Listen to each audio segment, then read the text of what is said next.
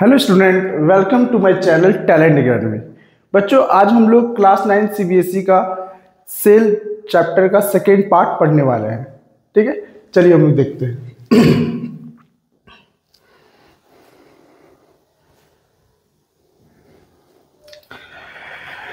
हम लोग पिछले क्लास में देख चुके हैं, है ना। सेल में हम लोग क्या क्या देखे थे? तो सेल में हम लोग देखे थे सेल का मेन 3 पार्ट।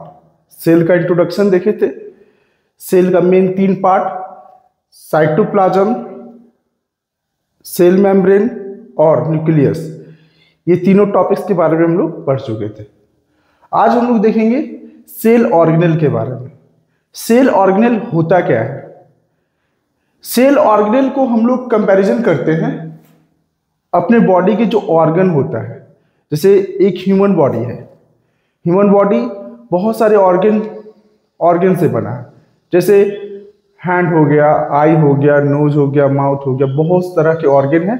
जब सभी ऑर्गन मिलकर काम करता है, और सभी ऑर्गन का अपना अपना काम है, और जब सभी ऑर्गन मिलकर अपना काम करता है तो हमारा एक ह्यूमन बॉडी फंक्शन करता है।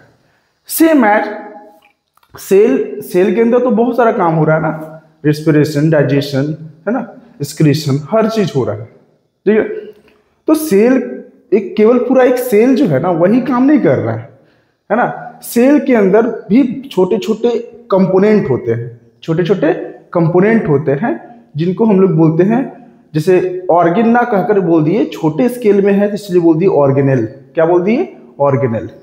ठीक है, और उसका काम क्या है? सभी ऑर्गेनेल का काम है एक पार्टिकुलर फंक्शन करना।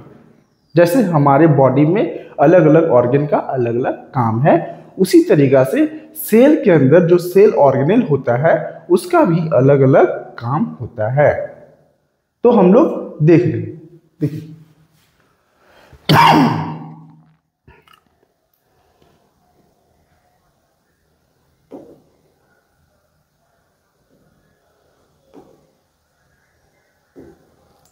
देखिए, जब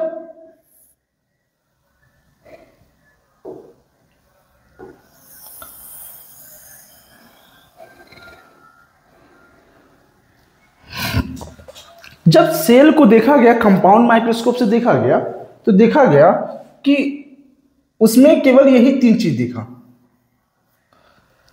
क्या क्या चीज दिखा?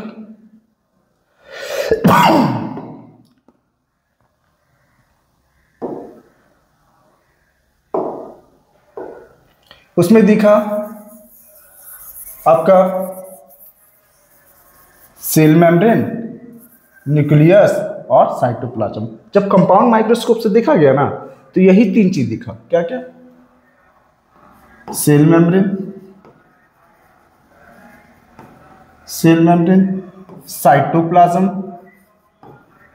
साइटोप्लाज्म और न्यूक्लियस। यही 3 चीज दिखा। यही 3 मेन पार्ट्स भी होता है ना, न्यूक्लियस। तो जब कंपाउंड माइक्रोस्कोप का ज्यादा मैग्निफिकेशन पावर नहीं होता है ना, तो उससे जब देखा गया तो यही 3 चीज देखा सेल में। ठीक है, लेकिन इसको और जूम करेंगे, जब और जूम किया गया, है ना, और ये मतलब कि मैग्नीफाई किया गया, और ये मैग्नीफाई किसके थ्रू करेंगे? तो इलेक्ट्रॉन माइक्रोस्कोप, है ना। इलेक्ट्रॉन माइक्रोस्कोप से जब और जूम किया गया तो देखा गया कि इसके अंदर तो पूरा दुनिया, मतलब बहुत सारा छोटे छोटे कंपोनेंट है ना, बहुत सारा छोटे छोटे कंपोनेंट है। और वो छोटे छोटे कंपोनेंट ही क्या था? सेल ऑर्गेनेल था। ठीक है, छोटे छोटे जो कंपोनेंट होते हैं साइटोप्लाज्म में प्रेजेंट, उसी को हम लोग बोलते हैं क्या? Cell organelle.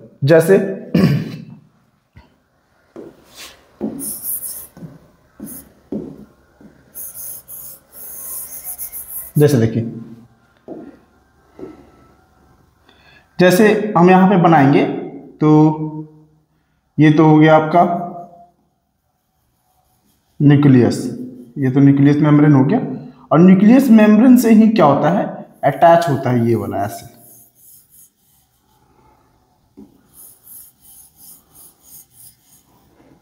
ठीक है, तो इसको हम लोग बोलते हैं ER। क्या बोला गया? ये फर्स्ट सेल ऑर्गेनेल होगा, इसको बोला गया एंडोप्लाज्मिक रेटिकुलम। Endoplasmic reticulum. ठीक है, तो नेक्स्ट है और दूसरा ऑर्गेनल, बहुत सारा ऑर्गेनल होता है ना, सभी ऑर्गेनल को वन बाय वन हम लोग बना रहे हैं।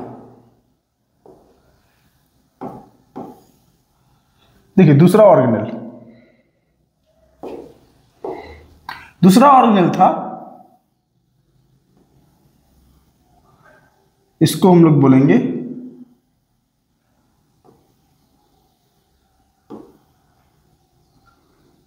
Golgi bodies. इसको क्या बोलेंगे? Golgi bodies.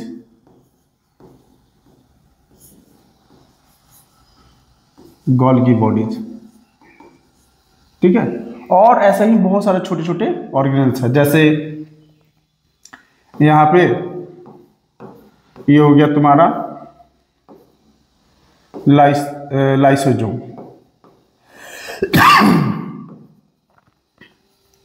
फिर इधर हो गया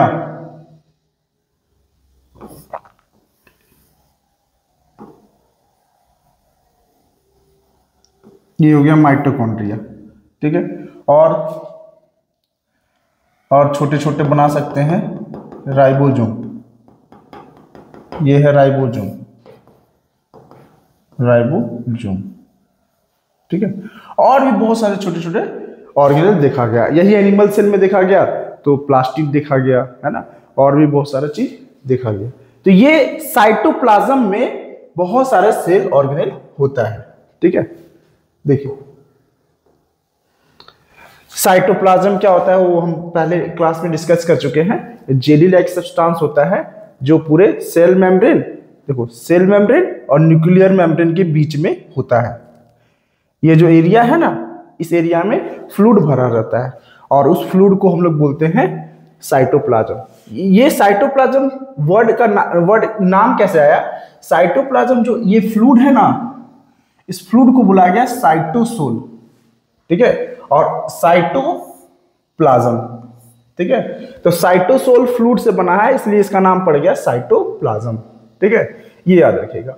और इसी साइटोप्लाज्म में सेल ऑर्गेनल जैसे कि mitochondria, ribosome, endoplasmic reticulum, ER, Golgi bodies etc present होते हैं, ठीक है।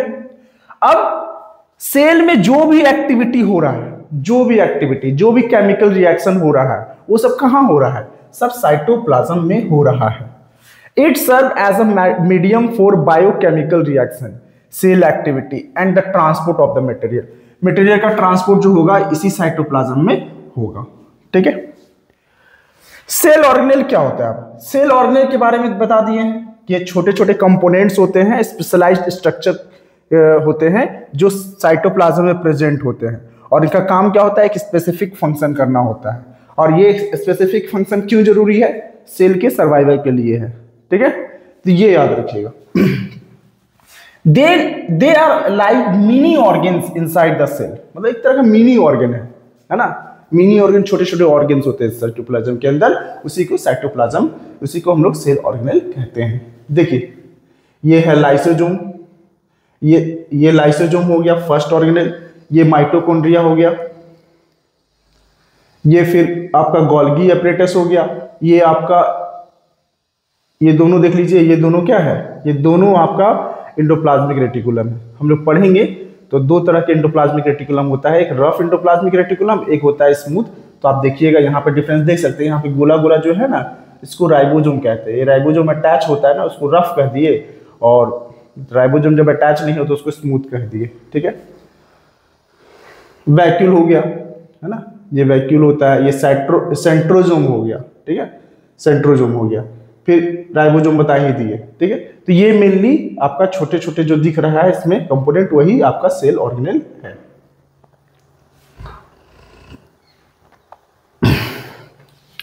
देखिए सेल ऑर्गेनल में क्या क्या आता है? पहला हम लोग पढ़ेंगे इंडोप्लाज्मिक रेटिकुलम, सेकेंड पढ़ेंगे Golgi bodies, third mitochondria, fourth lysosome, ribosome, centrosome, फिर प्लास्टिड, फिर वैक्यूल, ठीक है, ये पढ़ेंगे। तो देखिए इंडोप्लाज्मिक रेटिकुलम दोनों में पाया जाता है, प्लांट्स में भी पाया जाता है और एनिमल में भी पाया जाता है। पहले हम लोग ये क्लियर कर लेते हैं कि कौन प्लांट में पाया जाता है ऑर्गेनेल और कौन एनिमल्स में पाया जाता है। तो एंडोप्लाज्मिक रेटिकुलम जो है ना, दोनों में पाया जाता है। एंडोप्लाज्मिक रेटिकुलम को हम लोग नेटवर्क या फ्रेम या ट्रांसपोर्ट सिस्टम भी कहते हैं। सेल का ट्रांसपोर्ट सिस्टम है। ट्रांसपोर्ट सिस्टम कौन है भाई? तो आपका एंडोप्लाज्मिक रेटिकुलम। गोल्गी बॉडीज भी दोनों में पाया जाता है, प्लांट्स एंड एनिमल्स। इसका काम है पैकेजिंग का, पैकेज करता है। माइटोकॉन्ड्रिया, माइटोकॉन्ड्रिया भी प्लांट्स और एनिमल्स दोनों में पाया जाता है। प्लांट्स एंड एनिमल्स दोनों में पाया जाता है। और ये power house of the cell होता है। हम लोग बचपन में 7-8 में जैसी क्लास में जाते हैं तो power house of the cell कौन है भाई? माइटोकॉन्ड्रिया। ये हमको पता हो जाता है, ठीक है। लाइसोजोम, लाइसोजोम भी दोनों में पाया जाता है, प्लांट्स एंड एनिमल्स, ये भी दोनों में पाया जाता है, ठीक है। Lysosome suicidal bag of the cell होता है, ठीक है। राइबोजोम, राइबोजोम भी प्लांट्स और एनिमल्स में पाया जाता है, प्लांट्स एंड एनिमल्स दोनों में पाया जाता है। और ये प्रोटीन फैक्ट्री है, प्रोटीन बनता है यहाँ पे, ठीक है। सेंट्रोजोम, सेंट्रोजोम ओनली एनिमल्स में पाया जाता है, only in animals, not in plant, ठीक है। सेंट्रोजोम सेल डिवीजन में हेल्प करता है, बताएंगे नेक्स्ट क्लास में। प्लास्टिड ओनली इन प्लांट्स, ये केवल प्लांट्स में पाया जाता है, प्लास्टिड। वैक्यूल, वैक्यूल प्लांट्स और एनिमल्स दोनों में पाया जाता है ना, लेकिन साइज डिफर होता है, प्लांट्स में बड़ा होता है और एनिमल्स में छोटा होता है। तो हम लोग देखेंगे, डिटेल में देखेंगे, हर ऑर्गेनेल को हम लोग डिटेल्स में देखने वाले हैं, ठीक है। यहाँ पे आप देख सकते हैं, ये है प्लांट सेल और ये है एनिमल सेल, ठीक है। प्लांट सेल देखिए, प्लांट सेल, एनिमल सेल, इसमें लाइसोजोम हो गया, लाइसोजोम हो गया, इसमें भी लाइसोजोम होता है, ठीक है। आगे हो गया, ये वैक्यूल हो गया, स्मॉल वैक्यूल है, यहाँ पे बिग वैक्यूल है, ठीक है। उसके बाद राइबोजोम हो गया, राइबोजोम हो गया, माइटोकॉन्ड्रिया, माइटोकॉन्ड्रिया, ठीक है। फिर ये देखिए, ये है आपका गोल्गी बॉडीज, यहाँ भी गोल्गी बॉडीज है, ठीक है। फिर इधर एंडोप्लाज्मिक रेटिकुलम, ये भी एंडोप्लाज्मिक रेटिकुलम है, ठीक है। यहाँ पे देखिए प्लास्टिड है, यानी कि क्लोरोप्लास्ट, वो यहाँ पे नहीं है, ठीक है, ये याद रखिएगा। और कुछ यहाँ पे सेंट्रोजोम तो दिखाया नहीं गया है, आप बना सकते हैं। सेंट्रोजोम केवल एनिमल सेल में होता है, जबकि वहाँ पे प्लांट सेल में नहीं होता है, ठीक है। तो हम लोग देखेंगे सेल ऑर्गेनेल में क्या क्या। तो first endoplasmic reticulum, second Golgi bodies, third mitochondria, fourth lysosome, fifth ribosome, sixth centrosome, 7 plastid, 8 vacuoles. तो 1 बाय 1 हम लोग डिटेल में सभी ऑर्गेनेल के बारे में पढ़ेंगे। देखिए,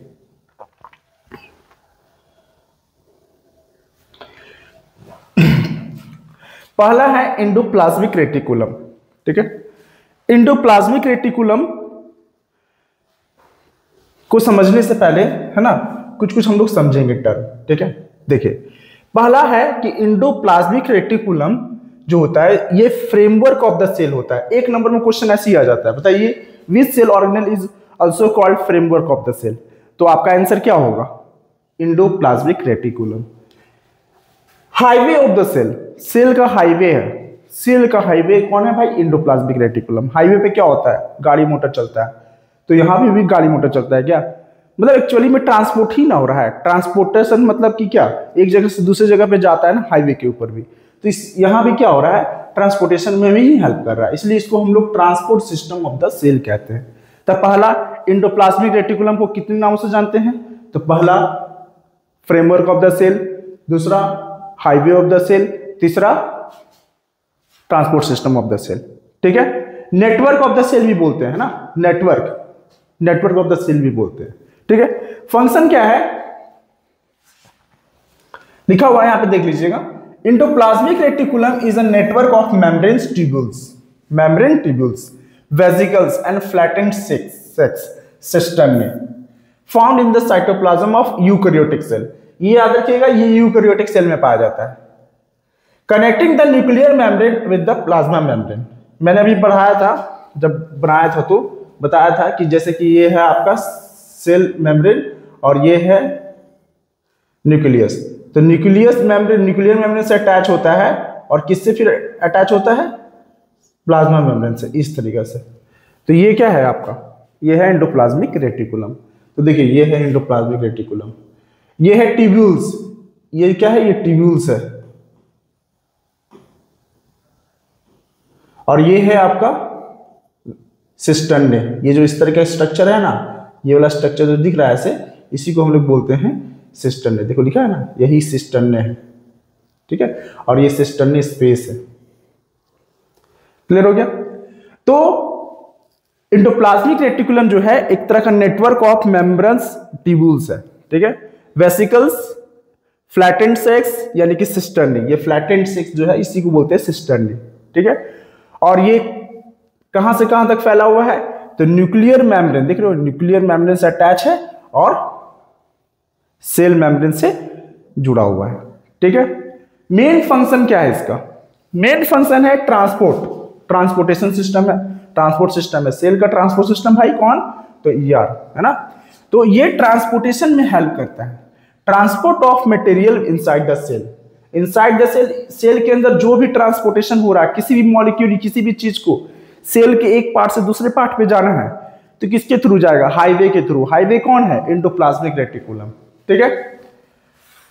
प्रोवाइड इंटरनल सपोर्ट, ये इंटरनल सपोर्ट प्रोवाइड करता है। जैसे बोन जो है, हमारे बॉडी का जो हड्डी है, उसको क्या बोलते हैं? फ्रेमवर्क ऑफ द बॉडी, ठीक है। वो हमारे बॉडी को क्या कर रहा है? सपोर्ट प्रोवाइड कर रहा है। सेम एज सेल में भी जो फ्रेमवर्क है, सेल का फ्रेमवर्क, उसको बोलते हैं एंडोप्लाज्मिक रेटिकुलम। और ये क्या करेगा? तो ये भी सेल को सपोर्ट प्रोवाइड करेगा, इंटरनल सपोर्ट प्रोवाइड करेगा। तीसरा फंक्शन है detoxification of drugs and poisons. Poisons, drugs, इसका भी डिटॉक्सिफाई करेगा, खत्म करेगा, मतलब खत्म, है ना, मतलब उसको भी खत्म कर देगा, ठीक है। तो detoxification of drugs and poison को भी क्या करेगा? ये डिस्ट्रॉय कर देगा एंडोप्लाज्मिक रेटिकुलम। जैसे ही सेल में एंटर हुआ ड्रग्स या पॉइजन, उसको खत्म कर देगा। एक्चुअली में ये जिसका काम है ना, एसीआर का काम है। एसीआर क्या होता है? स्मूथ एंडोप्लाज्मिक रेटिकुलम क्या करता है? ड्रग्स और पॉइजन को डिटॉक्सिफाई करता है, ठीक है। और वो कहाँ? लीवर सेल में। मेनली क्या होता है? लीवर सेल में ये खत्म कर देता है, ठीक है। नेक्स्ट है types of ER. Endoplasmic reticulum का दो टाइप्स होता है, पहला रफ एंडोप्लाज्मिक रेटिकुलम, दूसरा smooth endoplasmic reticulum. Rough endoplasmic reticulum और स्मूथ एंडोप्लाज्मिक रेटिकुलम क्या होता है, ठीक है। रफ मतलब रफ होगा, स्मूथ मतलब जो स्मूथ होगा, ठीक है। जैसे फॉर एग्जांपल आप समझ सकते हैं कि जैसे ईआर है, एंडोप्लाज्मिक रेटिकुलम है,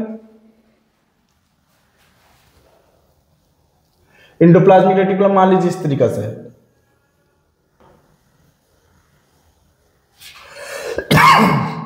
इस पे अगर देख रहे हैं कुछ अटैच है, जिसकी वजह से क्या होता है कि इसका जो सरफेस है वो क्या हो जाता है? रफ हो जाता है। और यहां पे देखिए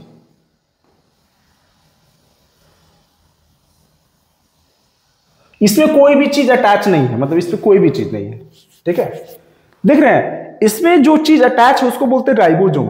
अगर एंडोप्लाज्मिक रेटिकुलम में राइबोसोम अटैच है ना, तो उसको बोलते हैं रफ। आर से राइबोसोम, आर से रफ, ठीक है। तो अगर एंडोप्लाज्मिक रेटिकुलम में राइबोसोम अटैच है तो उसको हम लोग बोलते हैं रफ एंडोप्लाज्मिक रेटिकुलम।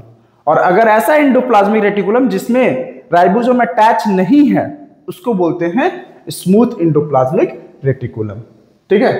तो यहां पे देख सकते हैं ये ट्यूब्यूल्स जो है ना, ये ट्यूब्यूल्स वाला जो है, इसमें राइबोसोम अटैच नहीं होता है, इसलिए ट्यूब्यूल्स जो है इसको बोलते हैं smooth endoplasmic reticulum.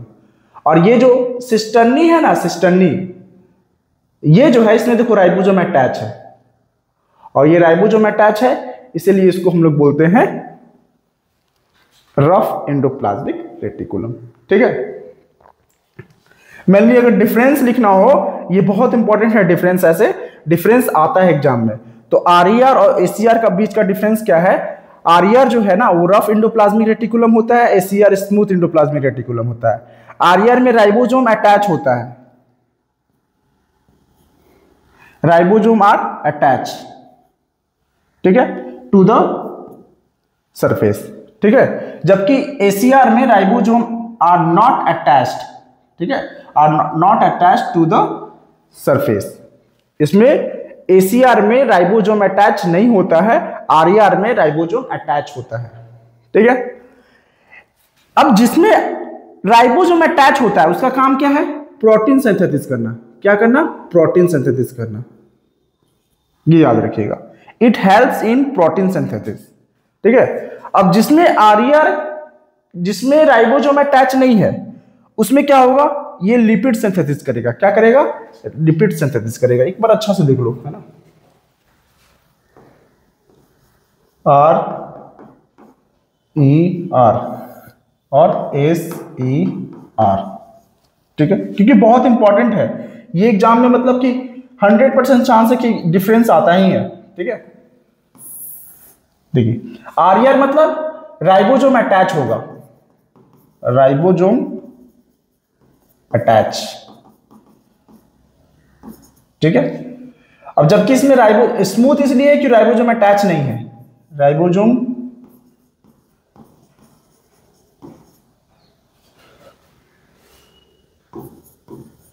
Does not attach, इसमें अटैच नहीं होता है, ठीक है। दूसरा पॉइंट 2 ही नंबर का आएगा, ज्यादा नहीं आएगा, है ना, 2 डिफरेंस बहुत है। राइबोसोम अटैच होता है, इसमें राइबोसोम अटैच नहीं होता है। जिसमें राइबोसोम अटैच होता है वो प्रोटीन सिंथेसिस करेगा, ठीक है, इट सिंथेसाइज प्रोटीन, और जबकि ये फैट सिंथेसिस करेगा, ठीक है। बस 2 डिफरेंस बहुत है। आरईआर पहला फुल फॉर्म, आर से राइबोसोम, आर से रफ, तो रफ इंडोप्लाज्मिक रेटिकुलम, इसमें राइबोसोम अटैच होता है, प्रोटीन सिंथेसिस करेगा। एसीआर राइबोसोम अटैच नहीं होता है, फैट सिंथेसिस करेगा, ठीक है। देखिए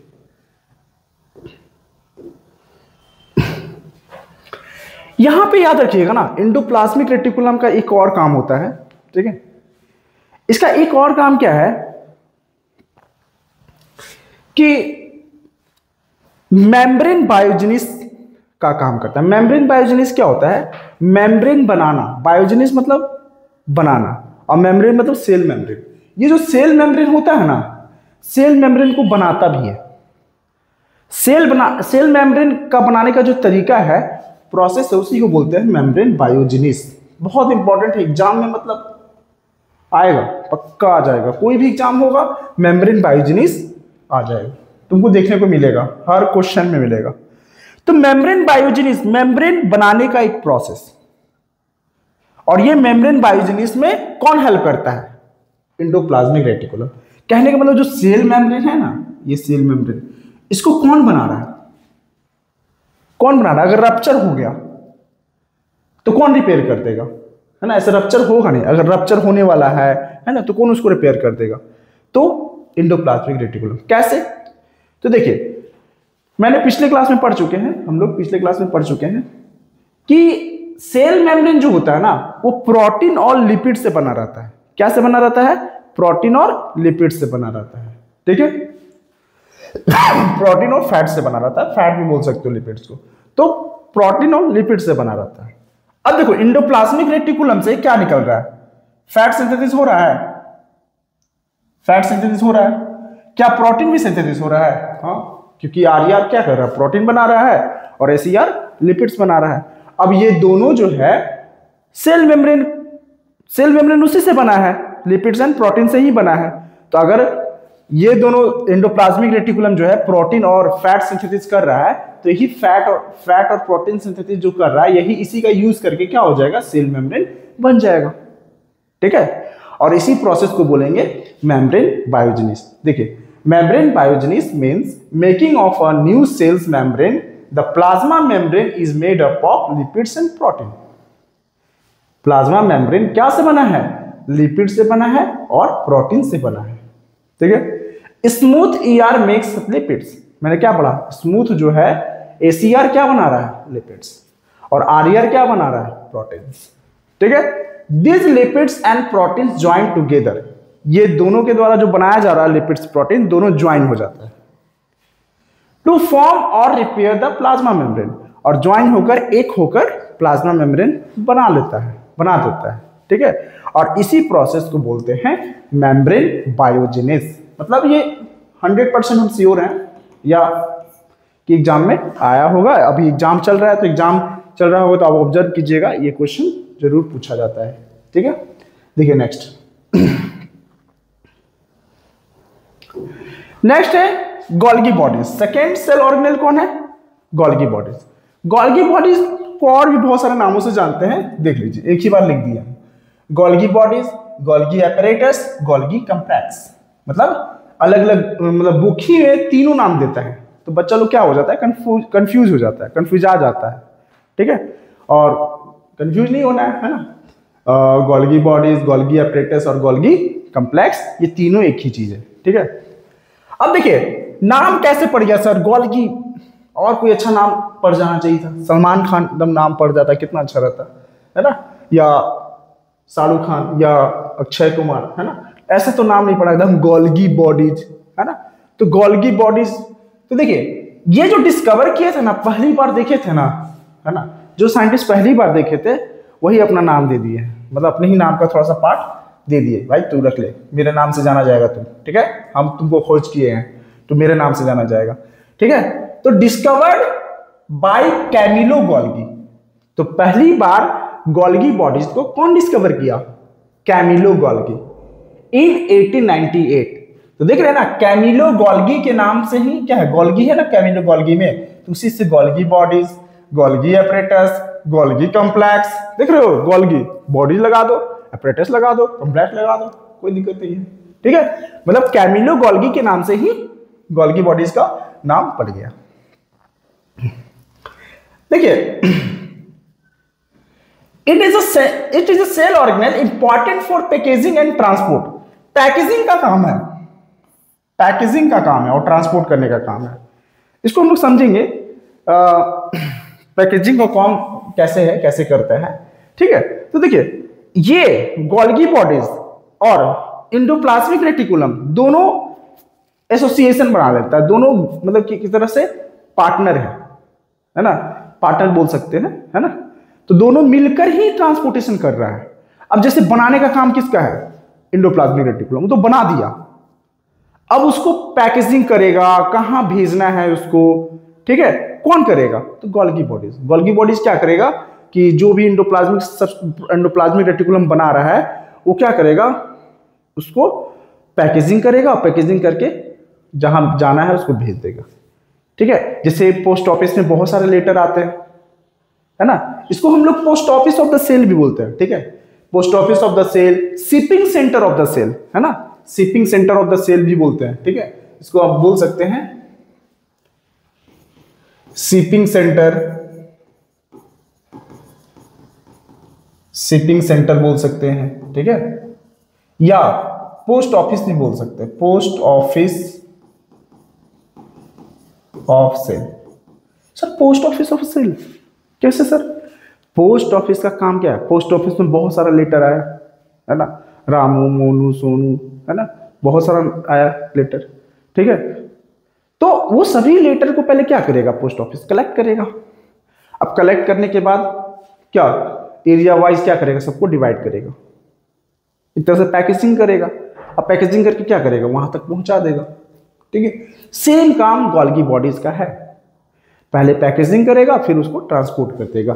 तो इसीलिए लिखा हुआ है यहाँ पे कि it is important for packaging and transport. ठीक है, स्ट्रक्चर कैसा होता है, देख रहे हैं स्ट्रक्चर ऐसा, ये 3D है, ये 2D व्यू है। ठीक है, तो देख रहे हैं ये ट्यूब्यूल्स है, ये वेसिकल्स है, देखो ये सिस्टर्नी, मतलब उसी के जैसा है, सिस्टर्नी इसमें भी होता है और ये होता है। इसका स्ट्रक्चर जो होता है ना, आप देखे होंगे बोरी, देखे बोरी जिसमें आलू उलू या चावल उवल भरा जाता है, तो देखते हैं गोदाम वगैरह में जाइएगा ना, गोडाउन वगैरह में, तो वहां देखिएगा एक के ऊपर एक के ऊपर एक के ऊपर बोरी लगा हुआ है और उसके अंदर क्या है, पैकेज किया हुआ है ना सब, स्टोर किया हुआ है, ठीक है। सेम एज वैसा ही है, देख रहे हैं, एक के ऊपर एक, एक के ऊपर एक, एक के ऊपर एक, स्टैक्ड में होता है, स्टैक। बहुत सारा सिस्टर्नी जो होता है अरेंज होता है एक स्टैक में, है ना, मतलब ढेर में, ठीक है। और काम क्या है, पैकेजिंग करना, ट्रांसपोर्ट करना, ठीक है। लिखा है looks like a stack of pancakes और stack flattened set. Flattened set जो होता है ना, ये वाला, इसी को सिस्टर्नी कहते हैं। Surrounded by a small vesicles, है ना, छोटे छोटे वेसिकल्स दिख रहे हैं, ये हो गया, ये हो गया, ये हो गया, ये सब इसके अराउंड में क्या है, चारों तरफ छोटे छोटे वेसिकल्स है, उससे घिरा हुआ है।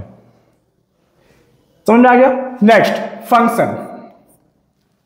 फंक्शन क्या है कि मैं बता चुका हूं कि ये post office of the cell है, post office of the cell है, ठीक है।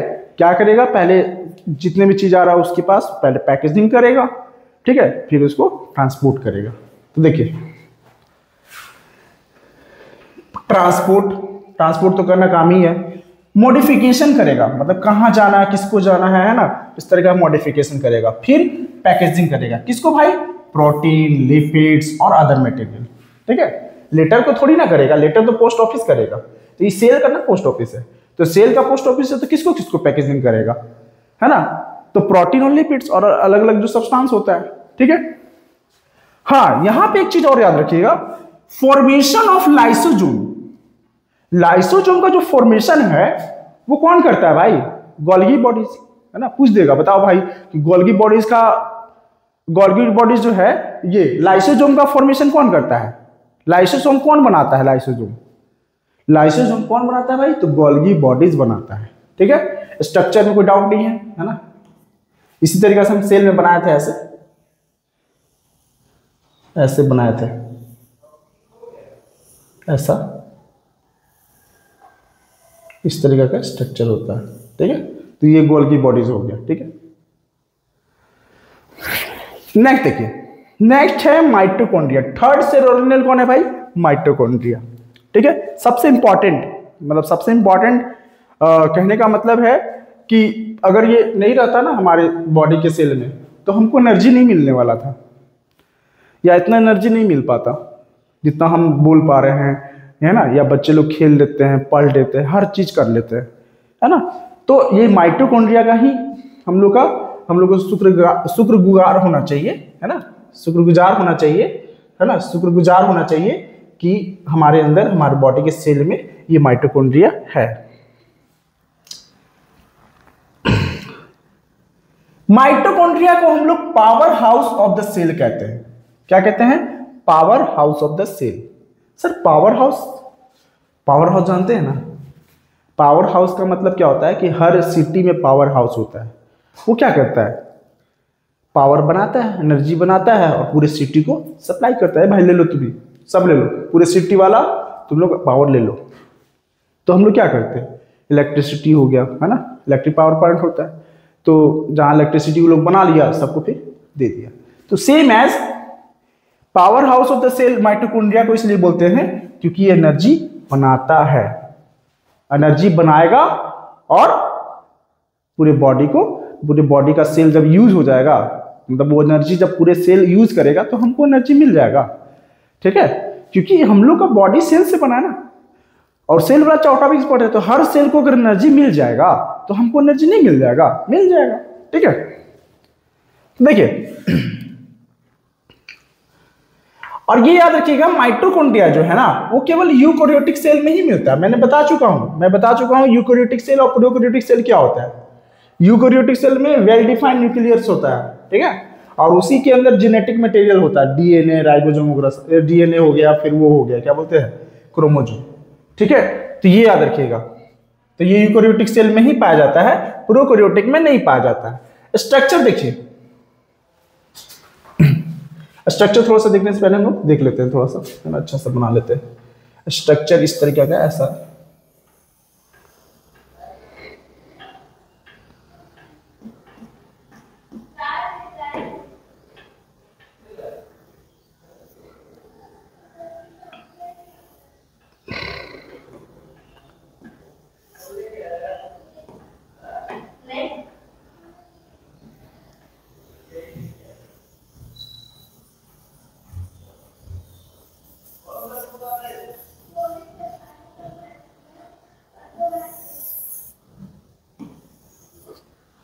ये इस तरीका का होता है आपका माइटोकॉन्ड्रिया।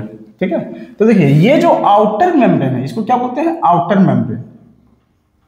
ये है आउटर मेम्ब्रेन। आउटर मेम्ब्रेन जो होता है ना पोरस होता है, कैसा सेट में होता है, स्मूथ होता है, पोरस होता है। पोरस का मतलब है कि बाहर से मॉलिक्यूल अंदर जा सकता है, अंदर से बाहर जा सकता है। पोरस हल्का हल्का होल होता है अंदर, या छिद्र बोल सकते हैं। ठीक है, अब ये जो इंटरनल है डबल मेम्ब्रेन है, याद रखना डबल मेम्ब्रेन बाउंडेड है, दो ठो मेम्ब्रेन है, एक मेम्ब्रेन आउटर मेम्ब्रेन हो गया, लेकिन इनर मेम्ब्रेन जो होता है ना फोल्डेड स्ट्रक्चर में होता है। इनर मेम्ब्रेन कैसा होता है, फोल्डेड स्ट्रक्चर में होता है इनर मेम्ब्रेन। इनर मेम्ब्रेन जो होता है इसको हम लोग बोलते हैं फोल्डेड होता है। कैसा स्ट्रक्चर में होता है, फोल्डेड। और इसको हम लोग बोलते हैं क्रिस्टी। क्या बोलते हैं, क्रिस्टी, सृष्टि नहीं क्रिस्टी। ठीक है, तो ये याद रखिएगा क्रिस्टी है। ठीक है, अब क्रिस्टी के अंदर फ्लूइड जैसा सब्सटेंस होता है। कैसा होता है, फ्लूइड होता है, और उस फ्लूइड को हम लोग बोलते हैं मैट्रिक्स। क्या बोलते हैं, मैट्रिक्स। फ्लूइड को क्या बोलते हैं, मैट्रिक्स। क्या बोलते हैं इसको, मैट्रिक्स।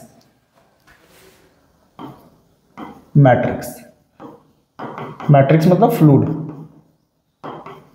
सब्सटेंस जो क्रिस्टी के अंदर भरा हुआ होता है। अब इसी में जो भी एक्टिविटी हो रहा है यही मैट्रिक्स में हो रहा है, मतलब एनर्जी बना रहा है ना। मेन काम क्या है माइटोकॉन्ड्रिया का, एनर्जी बनाना। तो एनर्जी कहां बन रहा है, यही में। ठीक है, तो ये स्ट्रक्चर हो गया है ना।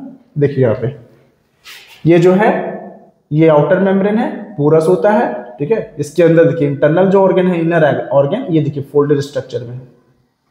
और ये फोल्डेड स्ट्रक्चर इसलिए होता है क्योंकि ये सरफेस एरिया इंक्रीज करता है ताकि रिएक्शन अच्छा से हो, है ना, एनर्जी का प्रोडक्शन बहुत अच्छा से हो। ठीक है,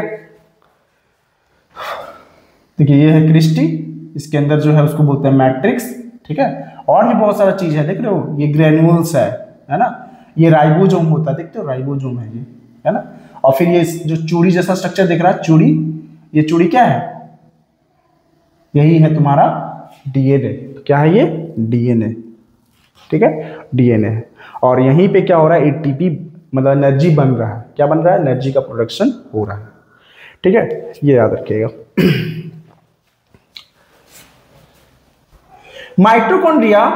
mitochondria have double membrane structure. Double membrane होता है, अभी हम लोग देख लिए, आउटर मेम्ब्रेन पोरस होता है, इनर मेम्ब्रेन फोल्डेड स्ट्रक्चर में होता है जिसको क्रिस्टी कहते हैं।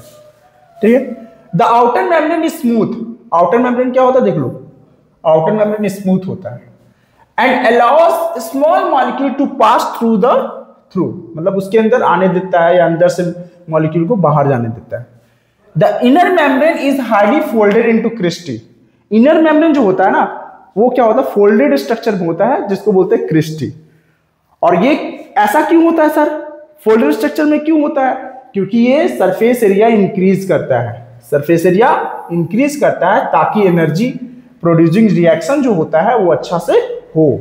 ठीक है, अब इसके अंदर जो स्पेस होता है उसको बोलते हैं मैट्रिक्स, वही फ्लूइड। ये जो फ्लूइड है ना, फ्लूइड सब्सटेंस, इसी को मैट्रिक्स कहते हैं। और इसके अंदर क्या क्या है सर, तो डीएनए है, राइबोसोम है, और एंजाइम होता है जो क्रैब साइकिल के लिए जरूरी है। क्रैब साइकिल चलाने के लिए जरूरी है। क्रैब साइकिल क्या होता है सर, एक तरह का साइकिल होता है, ठीक है, जिसमें बहुत सारा एनर्जी बनता है ना, ग्लूकोज से एनर्जी बनता है, यही साइकिल के थ्रू, मतलब क्रैब साइकिल के थ्रू ही एनर्जी बनता है। ठीक है, चलिए, और ये एनर्जी कहां बन रहा है भाई, तो मैट्रिक्स में बन रहा है।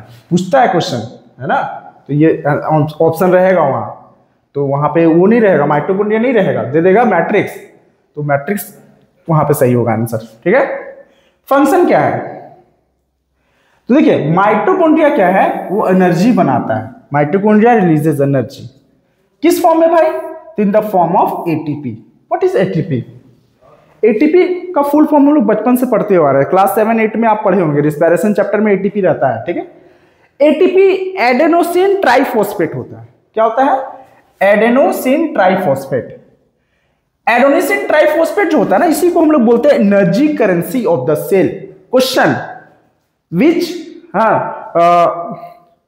Energy currency of the cell किसको बोलते हैं, तो क्या बोलोगे, एटीपी।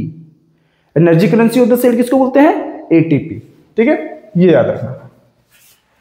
एटीपी जो है यही इसी फॉर्म में माइटोकॉन्ड्रिया एनर्जी बनाता है। मतलब माइटोकॉन्ड्रिया एनर्जी बनाया और उसको किस फॉर्म में स्टोर कर दिया? तो एटीपी फॉर्म में।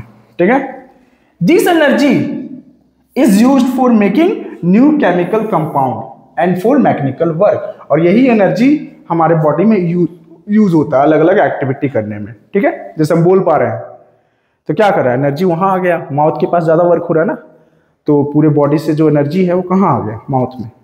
ठीक है, इधर ये सब तो कुछ है ही नहीं, ये सब तो स्टेबल ही है ना, है ना, तो ये सब तो उसके लिए तो ज्यादा एनर्जी नहीं चाहिए। तो क्या हो रहा है? अपना तो एनर्जी यूज कर रहा है, लेकिन आसपास के भी जो सेल है वो भी एनर्जी दे रहा है। भाई तू ज्यादा काम कर रहा है, तुमको ज्यादा एनर्जी की जरूरत है, तो तुम एनर्जी ज्यादा लो। ठीक है, तो एनर्जी बनता है और उससे हम लोग यूज करते हैं। माइटोकॉन्ड्रिया देखिए, माइटोकॉन्ड्रिया के पास खुद का डीएनए और खुद का राइबोसोम होता है। हम लोग पूरे सेल ऑर्गेनेल में दो ही ऐसा सेल ऑर्गेनेल है जिसका खुद के पास जेनेटिक मटेरियल है, यानी कि डीएनए एंड राइबोसोम है। वो है, पहला है माइटोकॉन्ड्रिया और दूसरा है प्लास्टिड, है ना। तो हम लोग याद रखना, क्वेश्चन पूछता है कि बताइए कोई ऐसा दो सेल ऑर्गेनेल का नाम बताइए जिसका खुद का जेनेटिक मटेरियल है या डीएनए और राइबोसोम है। तो पहला माइटोकॉन्ड्रिया, सेकेंड प्लास्टिड। ठीक है, देखिए इसके पास खुद का डीएनए और राइबोसोम है, इसलिए ये क्या करता है? खुद से अपना प्रोटीन बना लेता है, खुद से अपना प्रोटीन बना लेता है। ठीक है, नेक्स्ट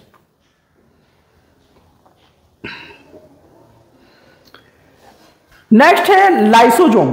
नेक्स्ट क्या है? लाइसोसोम। लाइसोसोम देखिए, लाइसोसोम देख रहे हैं, छोटा सा जो है, छोटा सा बच्चा है ना सेल के अंदर, है ना, वो उसको जूम कर दिया गया है यहाँ पे, है ना। ये है लाइसोसोम। क्या है? लाइसोसोम। ठीक है, अब देखिए लाइसोसोम को हम लोग suicidal bag of the cell भी बोलते हैं। क्या बोलते हैं? Suicidal bag of the cell.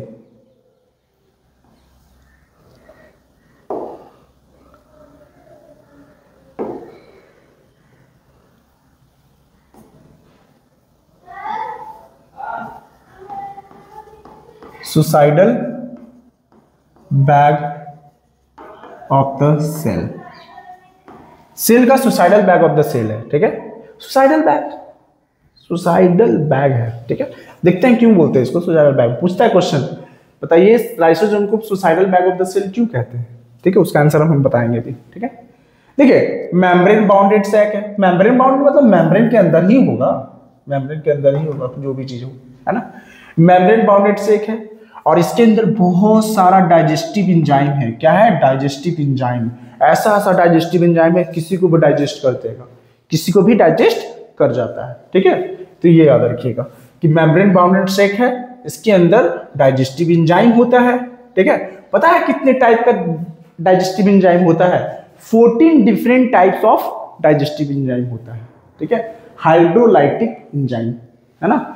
It contains about 40 different types of hydrolytic enzyme. Sir इतना सारा एंजाइम इसके अंदर, सर क्यों सर? इसी के पास इतना सारा एंजाइम क्यों है सर, है ना। इसका reason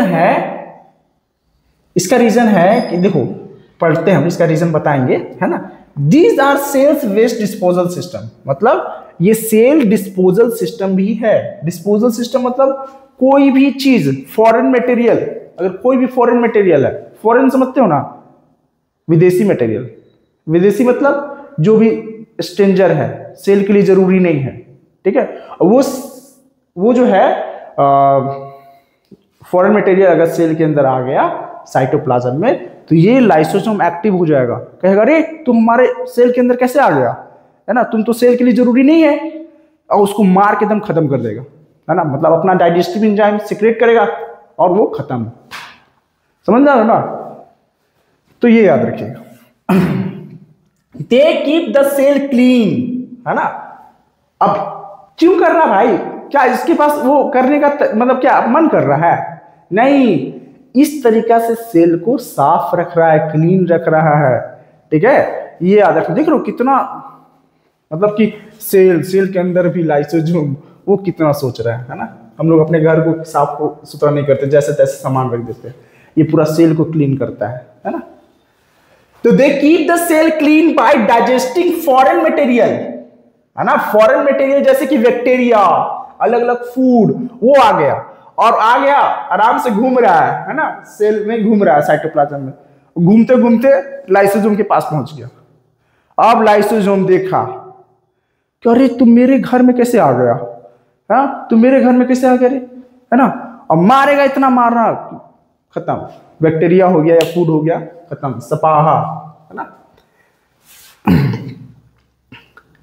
if cellular metabolism is disturb, ठीक है, अगर कभी क्या होता है ना कि सेलुलर मेटाबॉलिज्म डिस्टर्ब हो जाता है। सेलुलर मेटाबॉलिज्म मतलब जो सेल का मेटाबॉलिज्म है वो गड़बड़ हो गया, है ना, गड़बड़ हो गया, तो उस केस में क्या होता है, सेल डैमेज हो जाता है, सेल गेट्स डैमेज, और सब सेल गैमेट हो जाता है, डैमेज हो जाता है, तो उस केस में लाइसोसोम क्या करता है, बर्स्ट हो जाता है, मतलब खुद ही हार्म कर लेगा कि भाई तुम, अगर एक तरह से बोल सकते हैं ना, मॉनिटरिंग करता है भी, है ना। मॉनिटरिंग समझते हो ना, न्यूक्लियस हो गया प्रिंसिपल और लाइसोसोम हो गया monitor.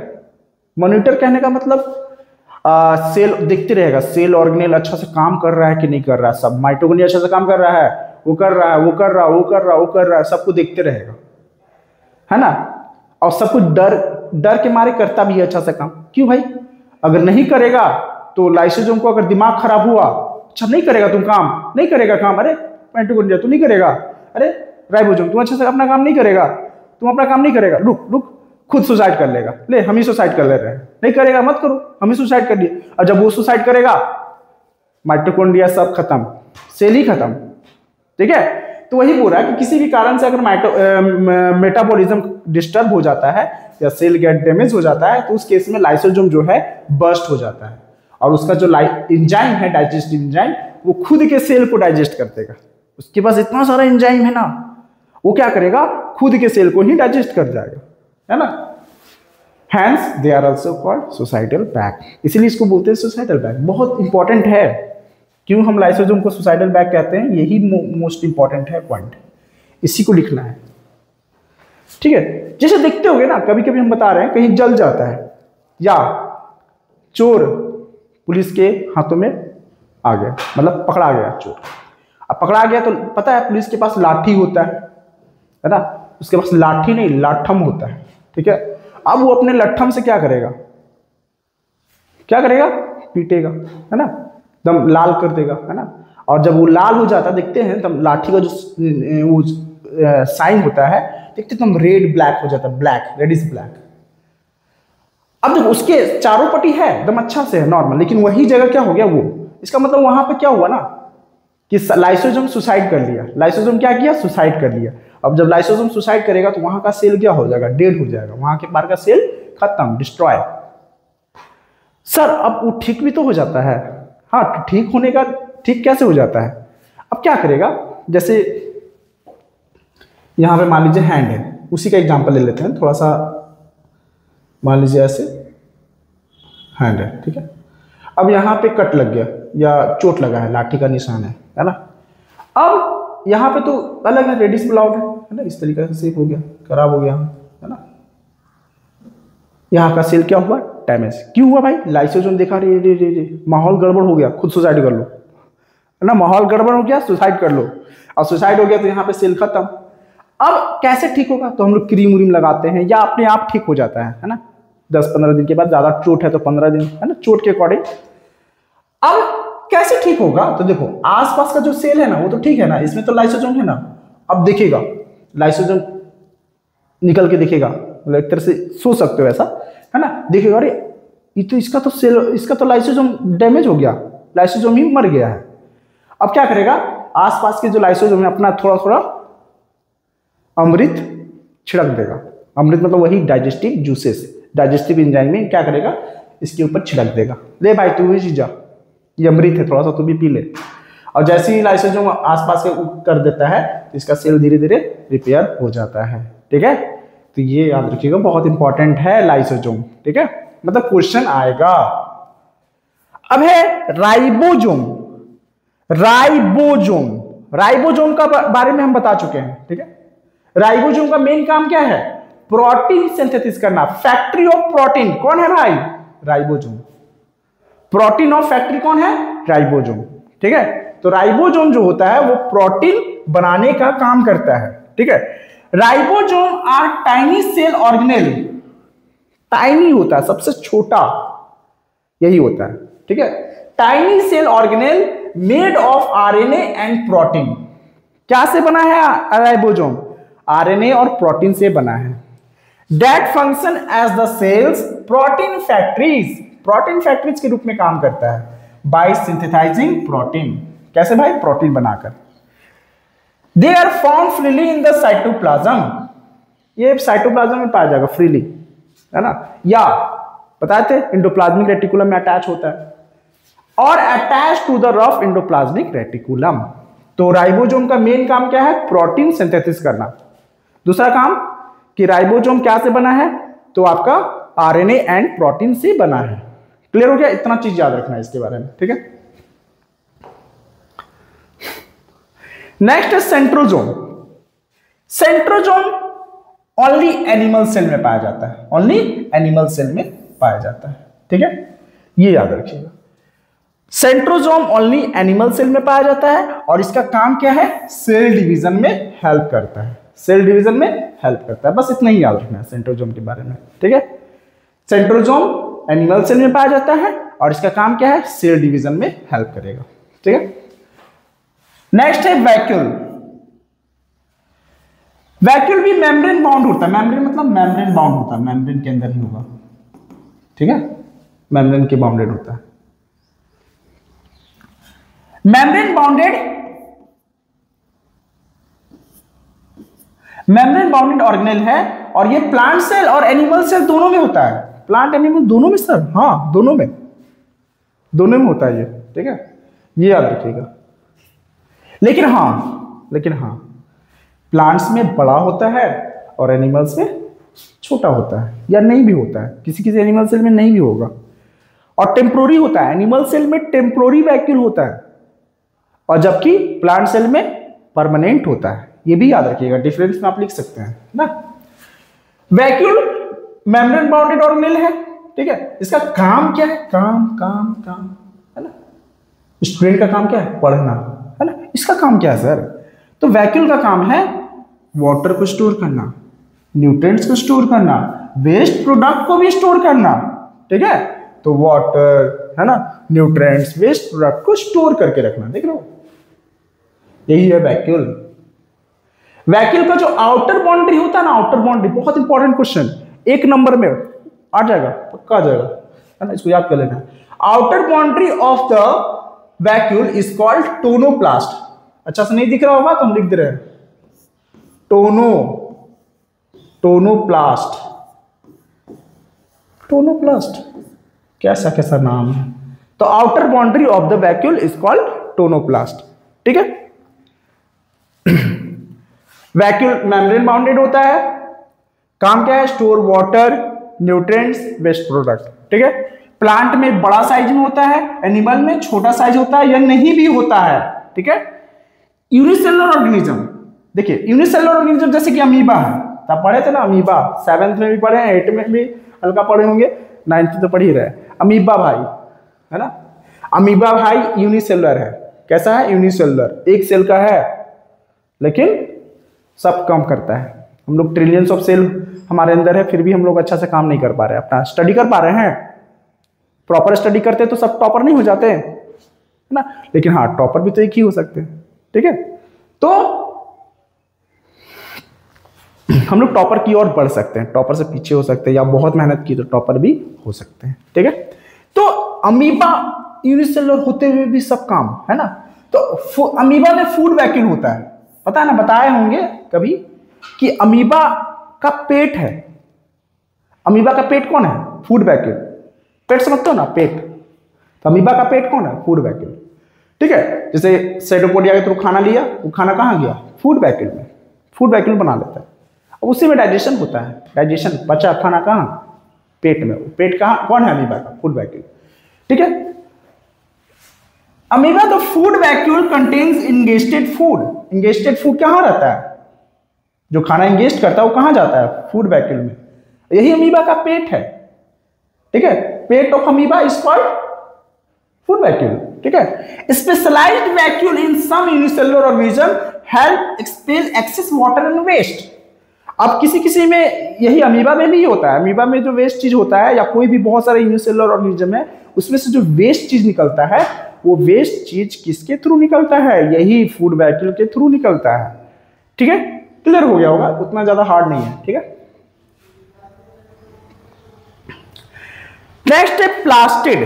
Plastid only plant cell में, है ना, प्लांट सेल में होता है, एनिमल सेल में नहीं होता है, ठीक है। गलती से एनिमल सेल में मत लिखना, ठीक है। तो क्या टीचर क्या समझेगा, बेवकूफ, है ना, क्योंकि पढ़ने के बावजूद भी तुम समझ में नहीं आ रहा है ना, पढ़ने के बावजूद भी समझ में नहीं आ रहा कि प्लास्टिड कहाँ होगा, तो क्या टीचर क्या समझेगा, बेवकूफ, है ना। तो प्लास्टिड केवल प्लांट सेल में पाया जाता है, ठीक है।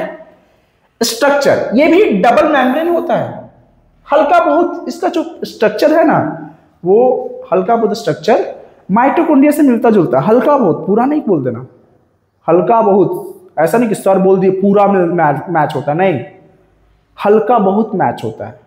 किसके साथ भाई, माइटोकॉन्ड्रिया के साथ, ठीक है। जैसे कि बोल देता ना भाई आप उनके जैसा मैच होते हैं, है ना, हल्का हल्का, तो मतलब क्या, तो हम दोनों तो एक नहीं है ना, मतलब कि वही थोड़ा थोड़ा इसका स्ट्रक्चर मैच होता है, लेकिन दोनों अलग अलग है, ठीक है। देखिए, surrounded by double membrane have their own DNA and ribosome. ये बता चुके हैं ना कि पूरे सेल ऑर्गेनेल में यही दो भाई साहब हैं जिनके पास खुद का डीएनए और राइबोसोम होता है। कौन से दो भाई साहब, प्लास्टिड, माइटोकॉन्ड्रिया, यही दो भाई साहब हैं जिनके पास खुद का डीएनए, खुद का राइबोसोम है, ठीक है। इतना अमीर है कि लोग खुद का डीएनए, खुद का राइबोसोम रखे हैं, ठीक है, खुद सरकार चला रहे हैं, है ना। देखिए, found in cytoplasm of plant cell, ठीक है। मतलब इसमें अगर डीएनए और राइबोसोम है, मतलब क्या, ये अपने खुद से प्रोटीन बना सकता है, खुद से रेप्लिकेट कर सकता है, समझ रहे हो, किसी पे डिपेंडेंट नहीं है, ठीक है। और डिपेंडेंट हम लोग को भी नहीं रहना है। टाइप्स ऑफ प्लास्टिड, है ना, 3 टाइप्स है, क्लोरोप्लास्ट, क्रोमोप्लास्ट, ल्यूकोप्लास्ट, यही तीनों टाइप्स के बारे में पढ़ना है, ठीक है। प्लास्टिड के बारे में हम लोग को नहीं पढ़ना है, हम लोग को उसके टाइप्स के बारे में पढ़ना है। क्या क्या, क्लोरोप्लास्ट, क्रोमोप्लास्ट, ल्यूकोप्लास्ट, ठीक है। तो ये याद रखिएगा। देखिए, ये है क्लोरोप्लास्ट, ये है क्रोमोप्लास्ट, ये है ल्यूकोप्लास्ट, ठीक है। देख लो, ये ग्रीन है, इसमें रेड है, हल्का ऑरेंज भी है, येलो भी है ना, इसमें एक ही कलर, मतलब कलरलेस होता है एक तरह से, ठीक है। तो क्लोरोप्लास्ट, क्रोमोप्लास्ट, ल्यूकोप्लास्ट, ठीक है। Chloroplast, chloroplast, CHLOROPLAST, chloroplast. Chloroplast ऐसा प्लास्टिड है जिसमें ग्रीन पिगमेंट होता है। क्लोरोप्लास्ट ऐसा प्लास्टिड है जिसमें ग्रीन पिगमेंट होता है। फिर से, क्लोरोप्लास्ट ऐसा प्लास्टिड है जिसमें ग्रीन पिगमेंट होता है, और उस ग्रीन पिगमेंट को हम लोग क्लोरोफिल कहते हैं। क्लोरोप्लास्ट ऐसा प्लास्टिड है जिसमें ग्रीन पिगमेंट होता है, यानी कि क्लोरोफिल होता है, और जिसमें क्लोरोफिल होगा वही तो फोटोसिंथेसिस करेगा। तो क्लोरोप्लास्ट फोटोसिंथेसिस करता है, फोटोसिंथेसिस यानी खाना बनाता है क्लोरोप्लास्ट, बहुत इंपॉर्टेंट है। अगर क्लोरोप्लास्ट नहीं होता तो प्लांट खाना नहीं बना पाता और हम लोग भी जिंदा नहीं रह पाते, क्योंकि हम लोग भी तो प्लांट पे डिपेंडेंट हैं, ठीक है। तो प्लांट में जो खाना बना रहा है, कौन बना रहा है, कौन सा सेल ऑर्गेनेल, क्लोरोप्लास्ट, ठीक है। ये याद रखिएगा, क्योंकि इसके पास क्लोरोफिल है, ठीक है। इसको हम थोड़ा सा बनाते हैं डायग्राम, ठीक है, अच्छा सा समझ, देखो यहां पे समझा देते हैं। ये देखिए, ये आउटर मेम्ब्रेन है, आउटर मेम्ब्रेन पोरस होता है, ठीक है। अब देखो, ये इनर मेम्ब्रेन है, ये आउटर मेम्ब्रेन हो गया, आउटर मेम्ब्रेन हो गया। और ये हो गया इनर मेम्ब्रेन। ठीक है, अब देखिए इसके अंदर जो है ना, इसके अंदर जो सब्सटेंस होता है फ्लूइड सब्सटेंस जो होता है, फ्लूइड सब्सटेंस, इसको बोलते हैं स्ट्रोमा। क्या बोलते हैं? स्ट्रोमा। क्या बोलते हैं? स्ट्रोमा। स्ट्रोमा मतलब फ्लूइड सब्सटेंस। ठीक है, तो यही स्ट्रोमा में खाना बन रहा है। एनर्जी कहां बन रहा था माइटोकॉन्ड्रिया में? तो मैट्रिक्स में। तो बताइए यहां पे खाना कहां बनेगा? खाना का जो रिएक्शन होगा कहां होगा? स्ट्रोमा में। ठीक है, अब देखिए यहां पे देख रहे हैं डिस्क के ऊपर डिस्क है, मतलब एक तरह से डिस्क के ऊपर डिस्क रख देंगे तो वैसा ही स्ट्रक्चर बन रहा है, एक के ऊपर एक के ऊपर एक के ऊपर एक। ये सबको हम लोग बोलते हैं, ये सबको बोलते हैं ग्रेनम। क्या बोलते हैं? ग्रेनम। और बहुत सारा है तो ग्रेना, बहुत सारा है तो प्लूरल हो गया ग्रेना। देख रहे हैं ये ढेर स्टैक जो होता है इसी को बोलते हैं ग्रेनम। अब इसके अंदर जो प्लेट जैसा स्ट्रक्चर है, डिस्क जैसा एकक को, हर को बोलते हैं थाइलाकोइड्स। क्या बोलते हैं? थाइलाकोइड्स। ठीक है, और इसी में रहता है क्लोरोफिल। इसी में क्या रहता है? क्लोरोफिल। और यही क्या करता है? सनलाइट को कैप्चर करता है। अब क्लोरोफिल रहने का मतलब क्या है सर? क्लोरोफिल पता है ना, अगर जिस प्लांट में क्लोरोफिल नहीं है वो फोटोसिंथेसिस नहीं कर सकता है। फोटोसिंथेसिस, फोटो मतलब लाइट, यानी कि सनलाइट को कैप्चर करने के लिए क्या चाहिए? क्लोरोफिल। और यही थाइलाकोइड्स में रहता है क्लोरोफिल, ग्रीन पिगमेंट। ठीक है, तो ये स्ट्रक्चर है। अगर हम लोग चाहेंगे तो बना के दिखा देते हैं एकदम सिंपली में।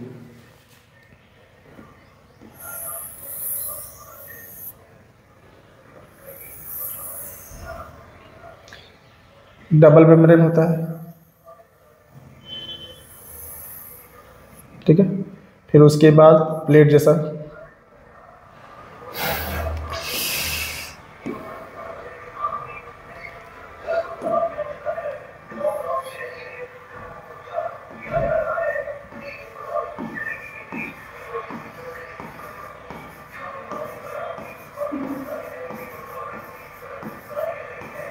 इस तरीका का क्या है? ग्रेनम है। क्या है? ग्रेनम। और सब अटैच है, सब अटैच है। और इसके अंदर जो प्लेट है उसको क्या बोलते हैं? थाइलाकोइड्स। और ये क्या है? ये क्या है इसके अंदर? ये है स्ट्रोमा। क्या है? स्ट्रोमा। इसको बोलते हैं स्ट्रोमा। ठीक है, इसको बोलते हैं ग्रेनम और एक को बोलते हैं थाइलाकोइड्स। ठीक है, ये है आउटर मेम्ब्रेन, ये है इसके अंदर वाला है इनर मेम्ब्रेन।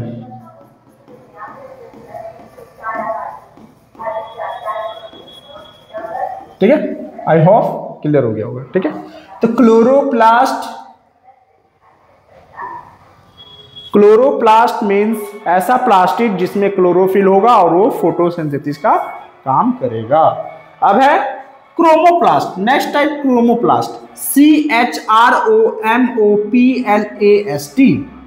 सर ऐसे क्यों पढ़ रहे हैं, है ना, कंफ्यूज नहीं होना है। क्रोमोप्लास्ट में कलर भी होता है, इसको कलर्ड प्लास्टिक कहते हैं। क्या कहते हैं? Coloured plastic. क्या कहते हैं? Coloured plastic.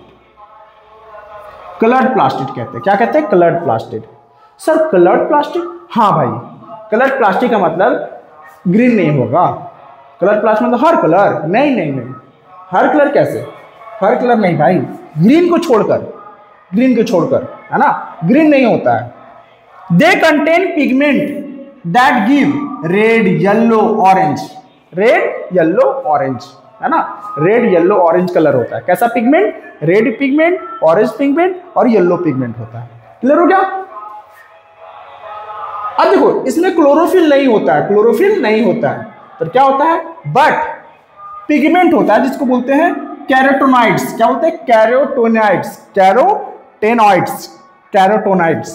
ठीक है, कैरोटोनॉइड्स मतलब कैरोटीन और जैंथोफिल। सर ये सब टर्म सर इतना हार्ड नहीं पढ़ाइए सर, नहीं दिमाग में जाएगा, है ना, बहुत आसान है ना। बस इतना समझना है, क्रोमोप्लास्ट कलर्ड पिगमेंट होता है, ग्रीन नहीं होता है। कौन कौन सा कलर होता है? Red, yellow, orange. बस आपको इतना ही समझना है। अब पता है ना फ्रूट का कलर, फ्रूट हो गया, फ्लावर हो गया, देखते हैं अलग अलग कलर होता है ना। टमाटर का कलर कैसा है? लाल, है ना। तो ये लाल कलर कौन दिया? क्रोमोप्लास्ट, क्योंकि रेड है ना, ठीक है। तो अलग अलग कलर जो होता है फ्रूट और फ्लावर को कौन देता है? क्रोमोप्लास्ट की वजह से होता है, क्रोमोप्लास्ट की वजह से होता है। देखते हैं उसमें ग्रीन होता है, रेड होता है नहीं ना, होता है लाल होता है। तो लाल कैसा है? तो क्रोमोप्लास्ट की वजह से है, ठीक है। तो रेड, येलो, ऑरेंज पिगमेंट होता है। अब मतलब पिगमेंट जो होता है ना उसको कैरोटेनॉइड्स कहते हैं, एक नंबर में आता है ना, या 1-2 नंबर में आएगा, बस थोड़ा सा ध्यान दे दो।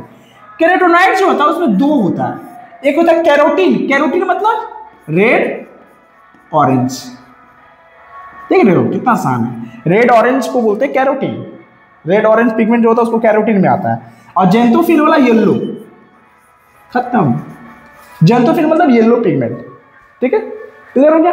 चलिए लास्ट है ल्यूकोप्लास्ट।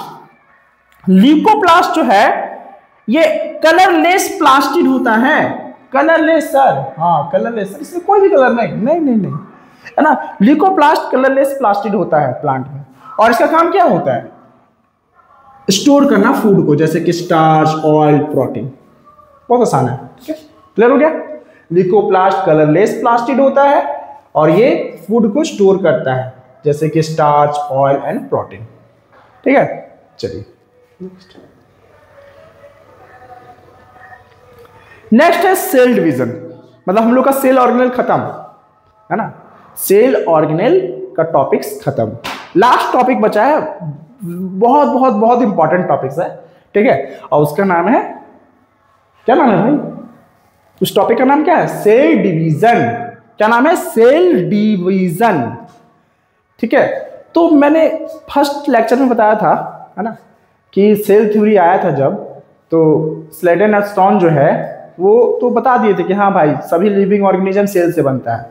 फिर बाद में एक आए थे, रुको तुमने ये नहीं बताया सेल कैसे डिवाइड होता है। तो वो कौन थे पता है? रुडोल्फ विर्चॉ। उन्होंने बोला ओमनिस है सेलुला है सेलुला। सर समझ में नहीं क्या बोल रहे सर, मतलब वो अपने लैंग्वेज में बोला था, है ना, रुडोल्फ विर्चो। रुडोल्फ विर्चो बोला ओमनिस सेलुला है सेलुला। अब सर उन लोगों को तो समझ में आ गया, उन लोगों का अपना लैंग्वेज है। सर इसका मतलब क्या होता है? इसका मतलब होता है new sales arise from pre existing cells, है ना। मतलब जो नया सेल बनता है वो पिछले वाला सेल से ही अराइज होता है, ठीक है। तो सेल डिवीजन में हम लोग वही पढ़ रहे हैं कि एक तरह का प्रोसेस होता है जिसमें नया सेल बनता है, नया सेल बनता है। और क्यों जरूरी है सर सेल डिवीजन, क्यों जरूरी है? अगर सेल डिवीजन नहीं होगा तो हमारा बॉडी नहीं चल सकता है। तो बोलेंगे नहीं बच्चों, नहीं चल सकता है, क्योंकि सेल डिवीजन होना बहुत जरूरी है। अगर सेल डिवीजन नहीं हो रहा है तो आपका हाइट नहीं बढ़ेगा। अगर कहीं कट लग गया तो कट ही रहेगा, है ना। अगर कहीं कट लग गया तो देखते हो तुरंत रिपेयर हो जाता है कुछ समय के बाद, क्यों? सेल डिवीजन की वजह से, ठीक है। देखते हो किसी का हाइट बहुत लंबा है, किसी का कम है, किसकी वजह से? सेल डिवीजन की वजह से, ठीक है। तो ये जरूरी है ना। तो it is needed for the body growth, replace old, dead and injured cell, ठीक है, and for gamete formation. Sir gamete formation में भी जरूरी है, ठीक है। गैमेट सेल समझते हो ना, मेल में हो गया स्पर्म और फीमेल में ओवा, यानी कि ये दोनों क्या है? गैमेट सेल है। और गैमेट सेल के फॉर्मेशन में भी क्या है? जरूरी है सेल डिवीजन, ठीक है। सर सेल डिवीजन वहां भी जरूरी है, हाँ। Types of cell division 2 types का होता है, पहला माइटोसिस और दूसरा मियोसिस। बीबीआई है, VVI, VVI sir very very important, क्योंकि एग्जाम में आएगा, डिफरेंशिएट पूछ देगा या दोनों के बारे में एक्सप्लेन करने के लिए पूछ देगा। पहला है माइटोसिस, ठीक है, माइटी आ गया भाई, टी, अरे टी, माइटोसिस। माइटोसिस जैसे कि माइटोसिस जो होता है ना, ये भी एक तरह का सेल डिवीजन हो रहा है। सेल डिवीजन हो रहा है पता है कहां? सोमेटिक सेल, सोमेटिक सेल का डिवीजन होता है। सर सोमेटिक सेल, सर इतना हार्ड वर्ड। सोमेटिक सेल मतलब बॉडी सेल, सोमेटिक सेल मतलब, सोमेटिक सेल मतलब बॉडी, बॉडी का जो सेल होता है उसका डिवीजन कराता है। बॉडी माइटोसिस कहाँ होता है भाई? तो सोमेटिक सेल में होता है। सोमेटिक सेल का डिवीजन, जैसे कट लग गया तो रिपेयर हो गया ना, कैसे भाई? क्योंकि वो सोमेटिक सेल में डिवीजन हो रहा है, सेल का डिवीजन होते क्या, ग्रोथ हो रहा है ना, ये भी कैसा है? माइटोसिस। ठीक है, देखिए इन दिस ईच सेल, प्रत्येक सेल है ना, यानी कि मदर सेल है ना, मदर सेल जो होता है वो डिवाइड होता है दो आइडेंटिकल डॉटर सेल में। मतलब दो आइडेंटिकल डॉटर सेल, मतलब एक सेल डिवाइड होगा, एक सेल डिवाइड हुआ ऐसे, दो आइडेंटिकल सेल में डिवाइड हो गया। ठीक है, daughter cells have the same number of chromosome. अब देखो इसका जो होता है, इसमें जो क्रोमोसोम होगा ना वही डॉटर सेल, मदर में जो क्रोमोसोम होगा वही नंबर ऑफ क्रोमोसोम कहां होगा? डॉटर सेल में होगा। पता है ना, एक ह्यूमन सेल में टोटल नंबर ऑफ क्रोमोसोम कितना होता है? 46। ठीक है, तो इस सेल से जो डिवाइड होगा उसका भी नंबर ऑफ क्रोमोसोम कितना होगा हर सेल का? 46। इसीलिए तो आइडेंटिकल डॉटर सेल है। अगर थोड़ा सा भी क्रोमोसोम अलग अलग हुआ तो खत्म, सेल उसका आइडेंटिटी चेंज हो जाएगा। ठीक है, तो इसमें सेल डिवाइड होता है दो आइडेंटिकल डॉटर में, और हर डॉटर सेल का क्रोमोसोम जो होता है मदर सेल के कंपैरिजन, मदर सेल में जो क्रोमोसोम होता है दोनों इक्वल होता है। ठीक है, अब इसका क्या है इंपॉर्टेंस? तो ये ग्रोथ, टिश्यू रिपेयर, ऑर्गेनिज्म में हेल्प करता है। और ये कहां हो रहा है भाई? बॉडी सेल, सोमेटिक सेल में हो रहा है। तो माइटोसिस बॉडी सेल यानी कि सोमेटिक सेल में हो रहा है। इसमें एक सेल यानी कि मदर सेल दो आइडेंटिकल डॉटर में डिवाइड होता है, और डॉटर सेल में जो नंबर ऑफ क्रोमोसोम होता है और मदर सेल में जो नंबर ऑफ क्रोमोसोम होता है दोनों इक्वल होता है, इसीलिए तो आइडेंटिकल डॉटर सेल बनता है। और ये कहां होता है? सोमेटिक सेल में। क्यों होता है? Body growth, repair tissue. ठीक है, क्लियर हो गया? देख लीजिए ये माइटोसिस हो रहा है, थोड़ा सा हम एक्सप्लेन करेंगे है ना, बस थोड़ा सा देख लो जो यहां पे दिया है ना। मियोसिस, मियोसिस क्या होता है? It occurs in reproductive organ और टिश्यू टू फॉर्म गैमेट्स। ठीक है, मियोसिस में गैमेट सेल बनता है, गैमेट सेल। मियोसिस में क्या होता है? गैमेट सेल बनता है। गैमेट सेल समझते हो ना? ये नहीं समझना कि आफ्टर फर्टिलाइजेशन जो सेल बनता है वो नहीं, वो गैमेट सेल नहीं है। गैमेट सेल मतलब मेल में अलग और फीमेल में अलग गैमेट सेल बन रहा है। और ये कौन बनाता है? Reproductive organ. कौन बनाता है? Reproductive organ. जैसे कि मेल में जो रिप्रोडक्टिव ऑर्गन है वही स्पर्म बनाएगा। ठीक है, और फीमेल में जो रिप्रोडक्टिव ऑर्गन है वही ओवा या एग बनाएगा। ठीक है, अब जैसे मान लीजिए कि जैसे कि हम लोग का जो रिप्रोडक्टिव ऑर्गन है वहां पे तो 46 क्रोमोसोम होगा, है ना। अब वो 46 क्रोमोसोम जो है जब डिवाइड होगा तो ही बनेगा स्पर्म। तो सर स्पर्म में तो 46 नहीं हो सकता क्रोमोसोम ना सर, क्यों?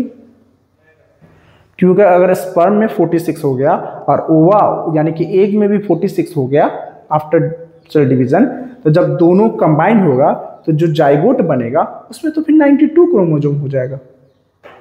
तो फिर तो पूरा चेंज हो गया ना, जेनेटिक ही चेंज हो गया, है ना। पॉसिबल नहीं ना, जो जाइगोट होगा उसमें भी तो 46 होना चाहिए ना। तो इसीलिए यहाँ पे होता क्या है कि रिप्रोडक्टिव ऑर्गन में तो 46 क्रोमोसोम होता है, लेकिन जब सेल डिवाइड होता है और स्पर्म बनाता है तो क्रोमोसोम का नंबर आधा हो जाता है। यानी कि जब स्पर्म बनेगा ना तो मदर सेल से ही डिवाइड होगा। रिप्रोडक्टिव सेल जो है वो मदर सेल है, उससे जो स्पर्म बना वो डॉटर सेल बना, तो उसमें जो मदर सेल में जो होगा क्रोमोसोम उससे आधा हो जाएगा स्पर्म सेल में, यानी कि 46 का आधा 23 हो जाएगा। स्पर्म सेल में कितने होते हैं क्रोमोसोम? 23, है ना। और जब ओवा में भी कितने होते हैं? 23। और जब दोनों फ्यूज होकर जाइगोट बनेगा तो वो 46 हो जाता है। ठीक है, तो ये ध्यान रखिएगा, हम समझा रहे हैं। तो मियोसिस कहाँ होगा? गैमेट सेल फॉर्मेशन में। It occurs in reproductive organ और टिश्यू टू फॉर्म गैमेट्स, है ना। रिप्रोडक्टिव ऑर्गन में होता है और टिश्यू में होता है। क्यों भाई? गैमेट बनाने के लिए, यानी कि स्पर्म और एग्स बनाने के लिए। It involves 2 consecutive division. इसमें केवल एक ही डिवीजन होता है, याद रखना, ओनली 1 डिवीजन। और जबकि इसमें 2 डिवीजन होता है। कितने डिवीजन? 2 डिवीजन, 2 कंसेक्यूटिव डिवीजन होता है, और जिसकी वजह से 4 नया सेल बनता है। डॉटर सेल कितना बनेगा? 4। डॉटर सेल कितना बनेगा? 4। ठीक है। Each new cell has only half the number of chromosome, और हर सेल का जो क्रोमोजोम होगा वो आधा हो जाएगा। ठीक है, मदर सेल में जो होगा ना उससे आधा हो जाएगा। This helps to maintain the chromosome number during fertilisation. और ऐसा क्यों होता है? वही जाइगोट बनेगा तो 23 मिलकर 46 हो जाएगा, है ना। मतलब कि maintain the chromosome number during fertilisation के टाइम में मेंटेन हो जाए। समझ में आ गया? कोई दिक्कत है तो देख सकते हो। ये है मदर सेल। ठीक है। पहले क्या होता है कि जो मदर सेल है उसका क्रोमोजोम पहले रेप्लिकेट होगा। क्या होगा? रेप्लिकेट। कैसे? डिवाइड तो नहीं होगा ना, रेप्लिकेट होगा। रेप्लिकेट सर कैसे? तो रेप्लिकेट का मतलब यही जो है ना, इस 4 है ना, तो 4 अलग अलग हो जाएगा। ठीक है। अब ये डिवाइड होगा, रेप्लिकेट मतलब ये डिवाइड होगा, तो देख रहे हो इसका एक एक एक यहाँ आ गया, एक एक एक यहाँ आ गया। ठीक है। अब जब एक एक आ गया, देख रहे हो मदर सेल, ये मदर सेल है,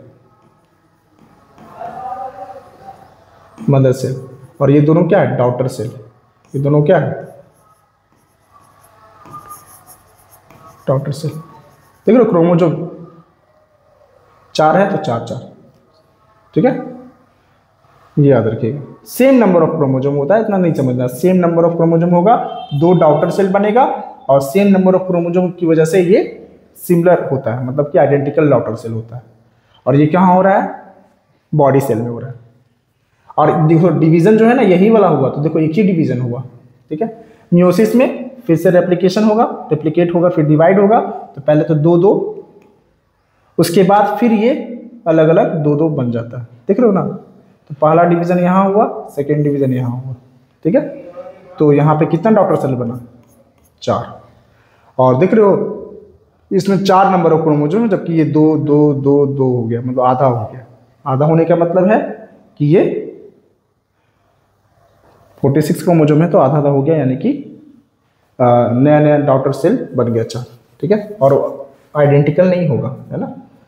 फिर रिप्रोडक्टिव ऑर्गन का सेल जो होगा वो स्पर्म से अलग होगा, स्पर्म तो अलग है। ठीक है, क्लियर हो गया? कोई दिक्कत? आई होप कोई दिक्कत नहीं होना चाहिए। ठीक है। इसको अगर क्लियर नहीं हुआ है तो एक बार हम समझा देते हैं, है ना।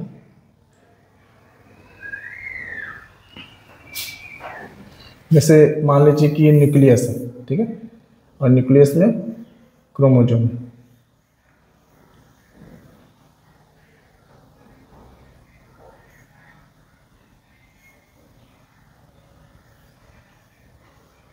ठीक है। अब पहले क्या होगा? रेप्लिकेट होगा। क्या होगा? रेप्लिकेट। रेप्लिकेट सर कैसे? रेप्लिकेट कहने का मतलब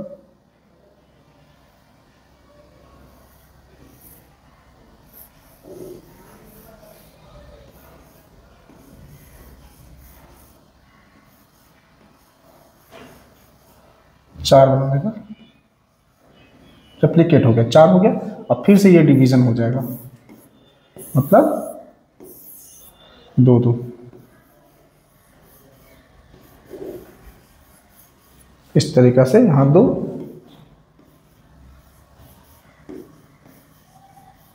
ये है, ये हो गया तुम्हारा माइटोसिस।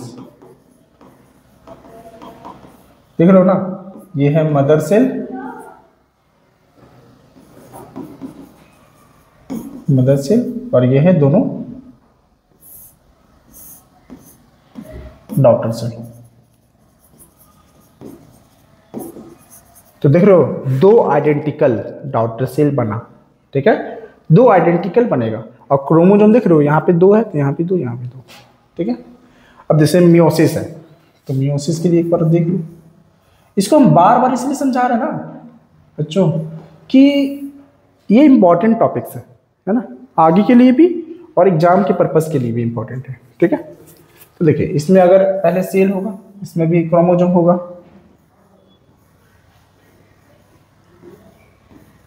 मान लीजिए पहले 2। ठीक है। अब पहले रेप्लिकेट होगा, तो रेप्लिकेट होगा तो 4 हो जाएगा।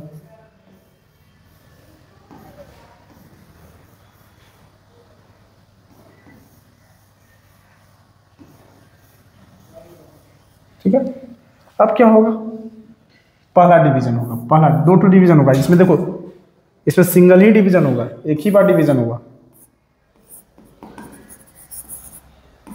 सिंगल डिवीजन डिवीजन होगा। तो पहले दो दो में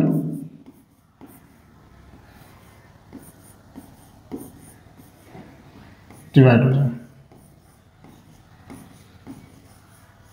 ठीक है। अब उसके बाद पहला डिवीजन, वन डिवीजन हो गया। अब इसके बाद फिर से डिवीजन होगा। तो ये देख रहे हो, डिप्लॉयड है। डिप्लॉयड मतलब, डाइप्लॉयड मतलब क्या होता है, इस तरीका से जो है ना, ये डिप्लॉयड है, ठीक है। और ये अलग अलग हो जाएगा, हैप्लॉयड हो जाएगा। क्या हो जाएगा, हैप्लॉयड, अलग अलग, आधा हो जाएगा एक तरह से। मतलब कि देख रहे हो ना, एक यहाँ आ गया, दो पेयर यहाँ आ गया, है ना।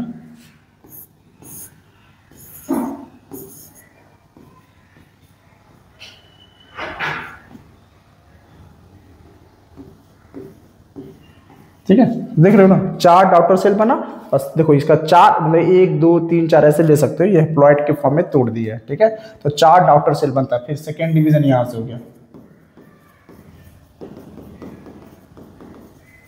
ठीक है। तो मियोसिस में दो डिवीजन होता है, इसमें चार आउटर सेल बनता है, नंबर ऑफ क्रोमोसोम आधा हो जाता है, ठीक है। और ये डिवीजन, सेल डिवीजन कहाँ हो रहा है, तो गैमेट फॉर्मेशन में। जबकि माइटोसिस वाला सेल डिवीजन कहाँ हो रहा है, बॉडी सेल में, यानी कि सोमैटिक सेल में। क्लियर, आई होप क्लियर हो गया होगा, है ना। चलिए, तो आज का हम लोग का टॉपिक्स, है ना, एंड की ओर है ना। कुछ कुछ क्वेश्चन करेंगे, बहुत इंपॉर्टेंट क्वेश्चन है, एग्जाम में आने का पॉसिबिलिटी 100% है, ठीक है। देखिए, पहला क्वेश्चन है, why are lysosome known as suicidal bag, है ना। सुसाइडल बैग या सुसाइड बैग, क्यों हम लोग लाइसोसोम को सुसाइड बैग कहते हैं। लाइसोसोम को सुसाइडल बैग इसलिए कहते हैं क्योंकि इसके अंदर बहुत सारा डाइजेस्टिव जूसेस, डाइजेस्टिव एंजाइम है, ठीक है। अगर सेल काम करना बंद कर देता है ना, सेल का ऑर्गेनल कोई भी काम करना बंद कर देता है, मेटाबॉलिज्म डिस्टर्ब हो जाता है, या सेल रप्चर हो जाता है, ठीक है। तो उस केस में दिखता है कि अरे ये सब गड़बड़ कर रहा है, तो खुद को ही क्या कर लेता है, अपने डाइजेस्टिव एंजाइम से पूरे सेल को डाइजेस्ट कर देता है, और इसीलिए इसको बोलते हैं suicidal bag of the cell. दिखा है, lysosome are known as suicidal bag of the cell because they contain powerful digestive enzyme that can break down and destroy the entire cell including its own organelle if the cell's member rupture और if the cell is damage. कब ऐसा होगा, जब cell membrane rupture हो जाएगा या cell damage हो जाएगा। सेकेंड क्वेश्चन है, what would happen if the plasma membrane rupture और ब्रेक डाउन, ठीक है। क्या होगा जब प्लाज्मा मेम्ब्रेन रप्चर या ब्रेकडाउन हो जाएगा, टूट जाएगा। जब टूट जाएगा तो क्या होगा, ऑस्मोसिस डिफ्यूजन वाला प्रोसेस तो खत्म हो जाएगा, और उसके अंदर का जो कंटेंट है भाई, जो प्लाज्मा है, साइटोप्लाज्म, वो तो सब बाहर आ जाएगा और सेल खत्म हो जाएगा। If the plasma membrane rupture then the cell will not able to exchange material from its surrounding by diffusion और osmosis, thereafter the protoplasmic material will disappear, गायब हो जाएगा और सेल डाई हो जाएगा। तीसरा क्वेश्चन है, what would happen to the life of a cell if there was no Golgi apparatus. अगर गोल्गी ऑपरेटस ना हो तो क्या होगा, तो वही इसका जो फंक्शन है वही नहीं होगा, और क्या। गोल्गी ऑपरेटस का क्या फंक्शन था, पैकेजिंग ट्रांसपोर्ट का, तो वो नहीं होगा। तो protein and lipids would not be modified, stored और ट्रांसपोर्टेड, मतलब सेल फंक्शन नहीं हो पाएगा, सेल फंक्शन रुक जाएगा, है ना। Which organelle is known as kitchen of the cell and why. हाँ, ये बहुत अच्छा क्वेश्चन है। किचन ऑफ द सेल किसको बोलते हैं, तो किचन ऑफ द सेल जो है क्लोरोप्लास्ट को कहते हैं। भाई किचन में खाना बनाया जाता है, और सेल में कहाँ पे खाना बनाया जा रहा है, क्लोरोप्लास्ट, क्योंकि ग्रीन पिगमेंट है, क्लोरोफिल है, फोटोसिंथेसिस करेगा, ठीक है। तो chloroplast is called the kitchen of the cell because it prepares food by the photosynthesis in plant cells, ठीक है। लास्ट क्वेश्चन है, which organelle is known as the powerhouse of the cell। ये भी बहुत इंपॉर्टेंट क्वेश्चन है, which organelle is known as the powerhouse of the cell। तो पहला इसका आंसर हो जाएगा माइटोकॉन्ड्रिया,